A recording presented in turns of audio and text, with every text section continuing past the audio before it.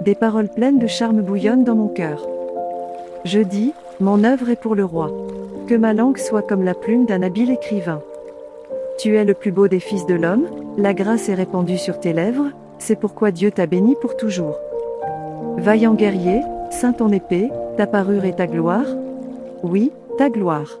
Sois vainqueur, monte sur ton char, défends la vérité, la douceur et la justice, et que ta droite se signale par de merveilleux exploits.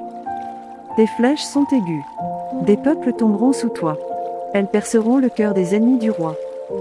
Ton trône, ô Dieu, est à toujours. Le sceptre de ton règne est un sceptre d'équité. Tu aimes la justice, et tu es la méchanceté, c'est pourquoi, ô Dieu, ton Dieu t'a oint d'une huile de joie, par privilège sur tes collègues. La myrrhe, l'aloès et la casse parfument tous tes vêtements. Dans les palais d'ivoire les instruments à cordes te réjouissent. Des filles de rois sont parmi tes bien-aimés. La reine est à ta droite, parée d'or d'Ophir. Écoute, ma fille, vois, et prête l'oreille. Oublie ton peuple et la maison de ton père. Le roi porte ses désirs sur ta beauté. Puisqu'il est ton seigneur, rends-lui tes hommages.